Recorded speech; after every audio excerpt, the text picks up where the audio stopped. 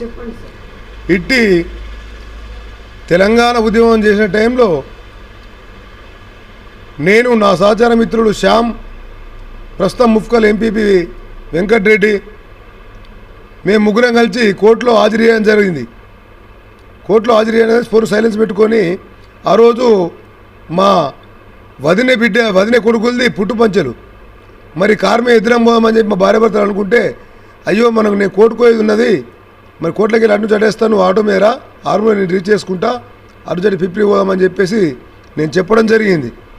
అయితే అంతట్లోనే అగంతకులు ఆటోలోకి వెళ్ళి నా భార్య మిడాయికి వెళ్ళి బైక్ మీద వచ్చేసి ఆటోలు ఉండగానే, ఆటో నడవగానే 3 తులాల బంగా పుస్తెళ్తాడు దొంగత వేసుకోవడం జరిగింది. అప్పుడు లక్ష్మీనారాయణ ప్రస్తుతం ఏసీపీ, అతను సీఐగా ఉండే. మరి ఇంతవరకు తెలంగాణ ప్రభుత్వంలో ఆ బంగారు కూడా నాకు రికవర్ వచ్చే సందర్భాలు లేవు. అవి పేపర్ స్టేట్మెంట్లు ఉన్నాయి, నేను పెట్టించిన కేసుల్లో అవి ఉన్నాయి. అయినా ఏం చేస్తాం, ఎవరికి చెప్పుకుంటాం. అట్లాగే ముఖ్యంగా రైతులకు పసుపు ధరణ జరిగిన, ఎర్రజొన్న ధర జరిగిన, సజ్జ జరిగిన, టమాటా జరిగిన, రేపు పొద్దున జరుగుతుంది అదే రోజు అర్ధరాత్రి అరెస్టు.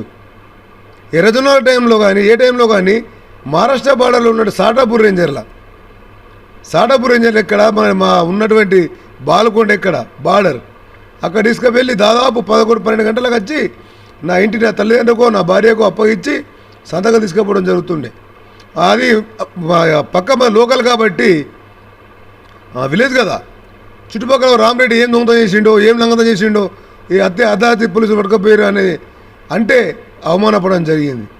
ఇంకో ముఖ్య విషయం చెప్తున్నా, ఇది ఇంపార్టెంట్. ఇది కొద్దిమంది ప్రస్తుతం ఉన్నటువంటి బీఆర్ఎస్ నాయకులు మళ్ళీ కాంగ్రెస్కి వచ్చారనుకో, కొద్దిమంది వాళ్ళు మేము ఉద్యమం చేస్తుంటే, మీరు ఉద్యమం ఒక 10 మంది ఉద్యమం చేస్తే తెలంగాణ వస్తుందా, మీకు సిగ్గు లేవురా, మీకు పని పాట లేదురా అని చెప్పి మమ్మల్ని ఏం చేయడం జరిగింది. అదే ఉద్యమం తెలంగాణ వచ్చిన తర్వాత వాళ్ళు లీడర్లు అయినరు, మేము అదే వ్యవసాయ పనులు చేసుకుంటున్నాం. ఇది మా తప్ప, లేకుంటే మన